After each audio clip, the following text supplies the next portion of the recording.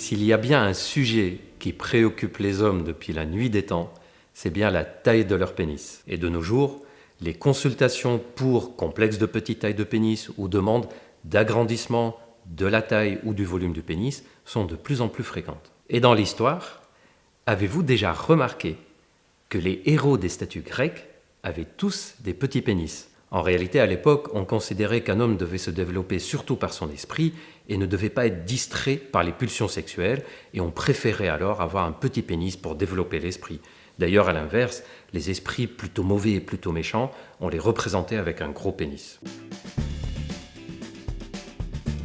Il y a une technique qui a été adoptée par les médecins et qui est considérée comme étant la bonne technique pour mesurer le pénis. On utilise un ruban, pas une règle rigide. Et on ne part pas de la peau à la base du pénis, mais de l'os, c'est-à-dire qu'on va appuyer suffisamment pour sentir l'os dur qui est à la base du pénis, et on va dérouler le ruban tout au long de la partie supérieure du pénis jusqu'à l'extrémité. Et c'est comme ça qu'on obtient la bonne mesure. Si vous regardez les études qui ont plus de 25-30 ans, vous risquez de tomber sur des chiffres aux alentours de 16 cm en érection. Mais en réalité, ces études ont été faites en demandant aux hommes de mesurer eux-mêmes leur pénis, ou ça a été fait au cours d'autopsie, donc ce n'était pas très précis. Heureusement, au cours des 10-15 dernières années, on a eu des études où les médecins ont mesuré eux-mêmes la taille du pénis avec la technique que je vous ai expliquée tout à l'heure. Ces études se sont déroulées en Europe et en Égypte. Que disent ces études? La taille moyenne du pénis en érection est aux alentours de 13 cm. Vous avez sûrement déjà entendu des histoires qu'on peut deviner la taille du pénis selon la taille du nez, la taille du pied, la taille des doigts, la distance entre le pouce et l'index, etc., etc. En réalité, il n'y a aucune corrélation entre quoi que ce soit dans notre corps et la taille du pénis. En d'autres termes, on ne peut pas savoir la taille du pénis d'un homme tant qu'il est habillé. Il y a quand même une petite corrélation à connaître, même si elle est logique. C'est le tour de taille. En effet, plus l'homme a du ventre, et plus la taille du pénis est petite, mais c'est logique puisqu'en fait la graisse au niveau du ventre va venir cacher un tout petit peu la base du pénis. Et il y a très peu de corrélation entre la taille du pénis au repos et la taille du pénis en érection. C'est-à-dire qu'un pénis peut paraître de petite taille au repos alors qu'il est tout à fait normal en érection. Deux pénis peuvent avoir des tailles différentes au repos alors qu'ils ont la même taille en érection. En réalité, au repos, la taille du pénis dépend surtout de l'état de stress et de la température. Plus il fait froid, plus ça sera rétracté. Voici mes 3 conseils.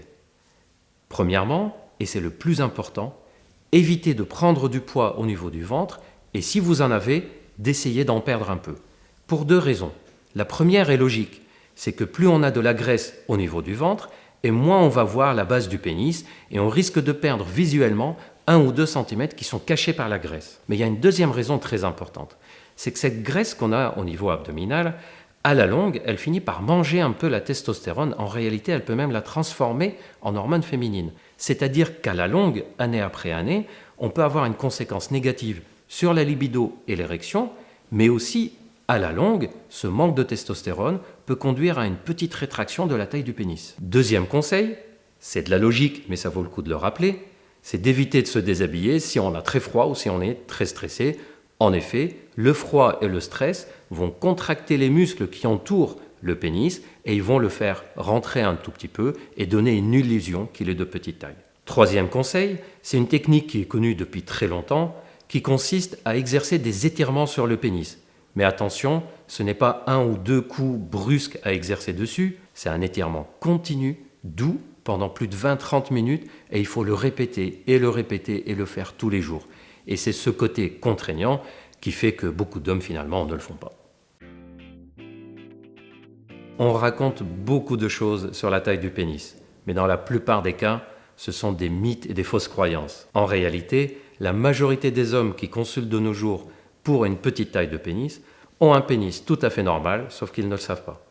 En tout cas, si vous aviez un doute là-dessus, maintenant vous savez comment mesurer et quelle est la taille moyenne.